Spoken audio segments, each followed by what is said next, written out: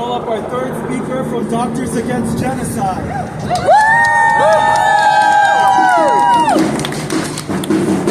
So 2 days ago, I returned from a trip to the West Bank to visit my family in Nablus. And I want to share to everybody about how the pain in the West Bank that we feel for our brothers and sisters in Gaza, and how every day we see their pain and we cry out for them.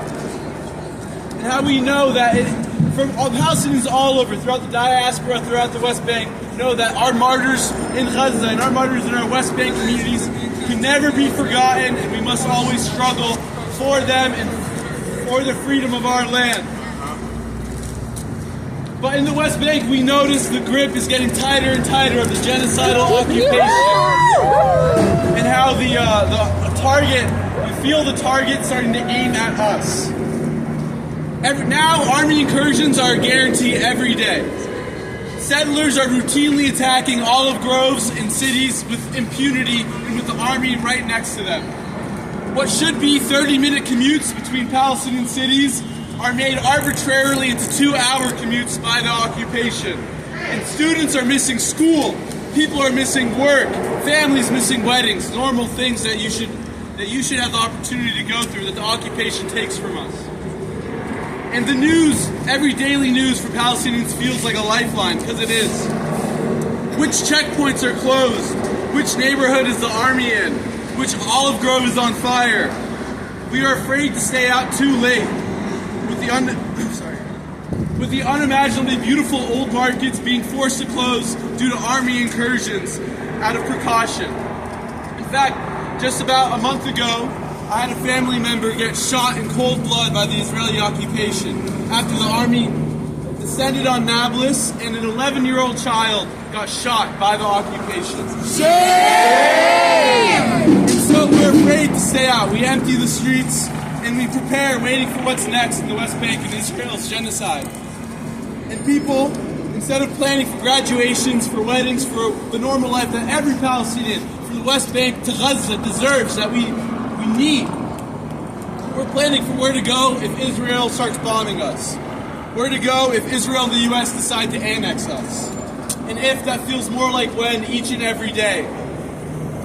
And it is important to remember that despite all this hardship and the weight that we feel in the West Bank and all the pain that we know every day, that no matter what the Zionists do, Palestine will remain Palestine. From the river to the sea. And that we will continue to struggle, continue to resist, continue to live. Because there's no place in the world we'd rather be. No place in the world that is our home. And before I end, I want to share a piece of street graffiti I saw in Nablus, which roughly translates to this. Nablus, you gave us our everlasting pure homeland. And for that homeland, we will give everything. Thank you. Free, free Palestine! Free, free Palestine! Free, free, free Palestine! Free, free, free Palestine! From the river to the sea! From the river to the sea! Palestine will be free! Palestine will be free! From the sea to the river! From the sea to the river! Palestine will live forever! Palestine will live forever! Palestine will live forever! Palestine will live forever!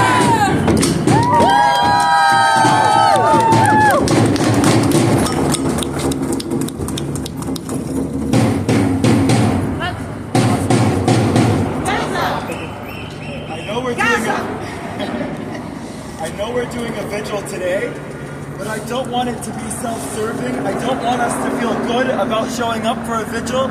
I think we need to help more directly. And so what we did today was print out 3 QR codes for foundations and nonprofits that are on the ground in Gaza and are using this money on the ground.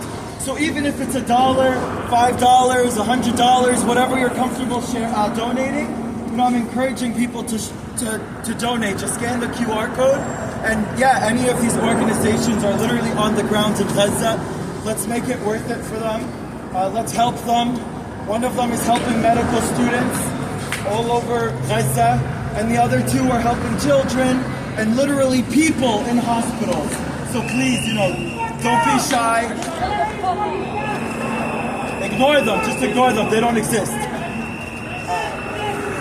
So thank you so much. I want to say free!